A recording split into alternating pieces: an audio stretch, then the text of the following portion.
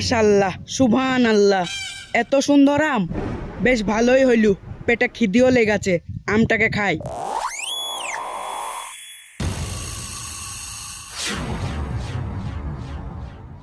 মাশাআল্লাহ, এত মিষ্টি আম। ছি ছি ছি ছি, আস্তাগফিরুল্লাহ।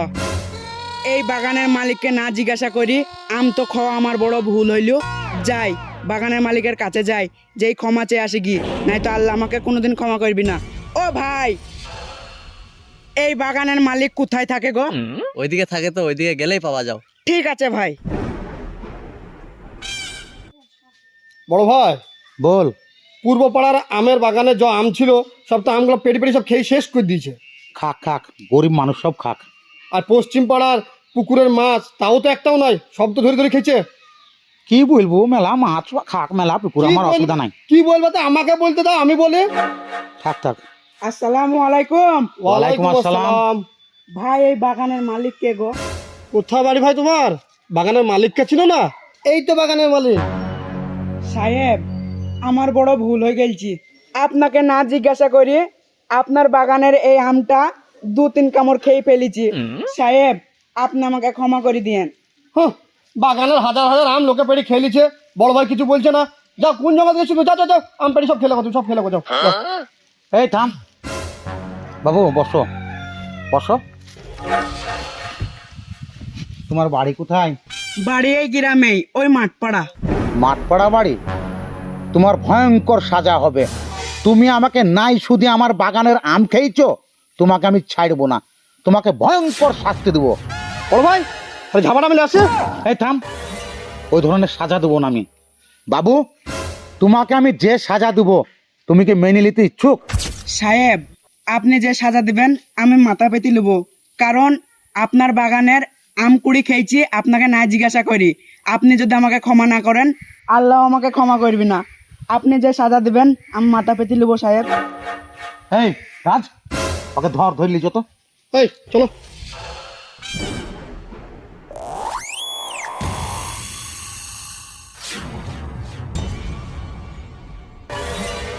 বড় ভাই, পাঠার কাছে বেঁধে দিছি। সব সময় এই ড্রামা করিস কেন তুই? ওকে আমি ওই সাজা দেবো? ওকে আমি এর থেকে বড় সাজা দেবো। তুই এক কাজ কর, ওই কলিম কাজীকে ডেকে লাগা, তারপরে দেখবি ওকে আমি কিভাবে সাজা দিচ্ছি। যা। ঠিক আছে বড় ভাই। বাবু, অপরে চলো, চলো অপরে। কলিম চাচা, হুম, বলছি বড় ভাই আপনাকে ডাকছে। আমার হাগা চাপাইছে তো। আগা টাকা বড় হবে। না, চলো চলো চলো। চলো। বসো এখানে। মা এলিনা, একবার বাইরে এসতো মা।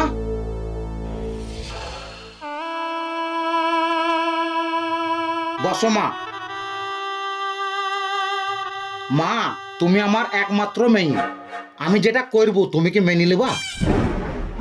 ঠিক আছে, কাজী সাহেব আসুক, তারপর তোমার আম খাওয়ার শাস্তি আমি দিচ্ছি। বড় ভাই, কলিম চাচা এসছে। কাজী সাহেব এইদিকে আসেন, বসেন। বস ভাই। কথা হইল যে আমার বাগানের আম আমার বিনা অনুমতিতে এই ছেলেটা পেড়ি খেয়েছে, তো এই ছেলেকে আমি বড় সাজা দিতে চাই।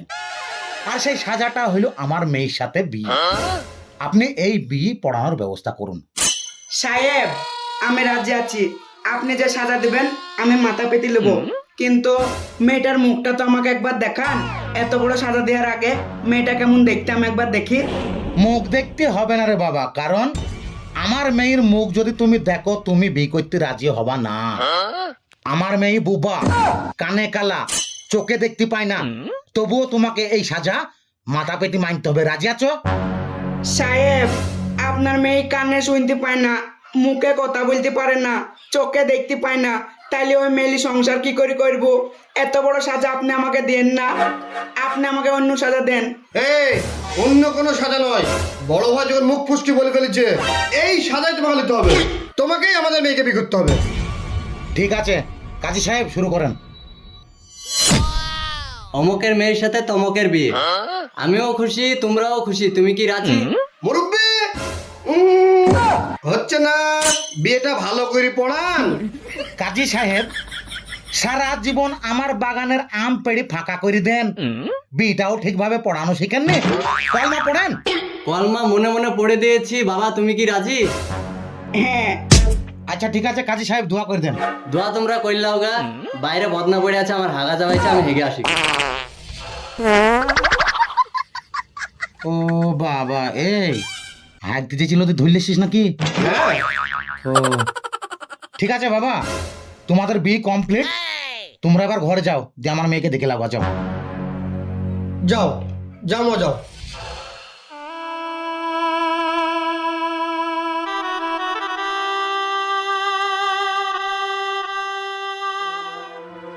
এগো তুমি বলে চোখে দেখতে পাও না, কানে শুনতে পাও না, মুখে কথা বলতে পারো না, তাও তোমার আব্বা আমার সাথে জবরদস্তি করে বিয়ে দিয়ে দিল, এটা কি ঠিক বলো? আমার আব্বা যেটা করে কোনোদিনই ভুল করে না। আমার মুখটা দেখতে পারো। তুমি মুখে কথা বলতে পারো? দেখি তোমার মুখটা। মাশাআল্লাহ, সুবহানাল্লাহ, তুমি এত সুন্দর দেখতে। আলহামদুলিল্লাহ। গিন্নি একবার হাসো তো। সুবহানাল্লাহ।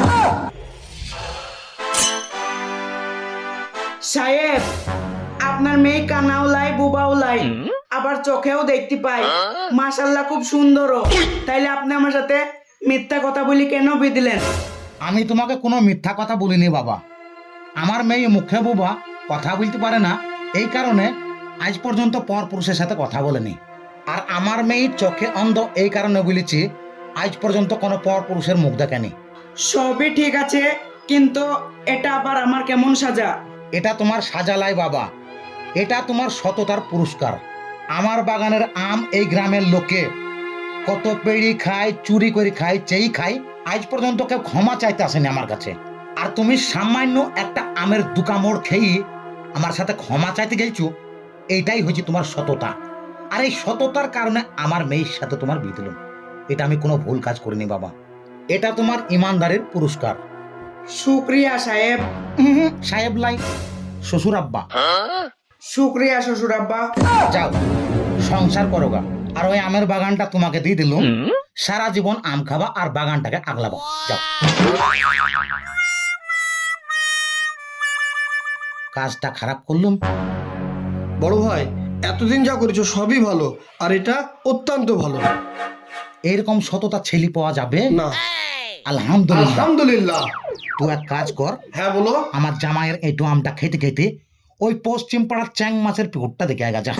ঠিক আছে বড় ভাই, তাহলে আমটা খেতে খেতে আমি চ্যাং মাছের পুকুরটা দেখে আসি। যা।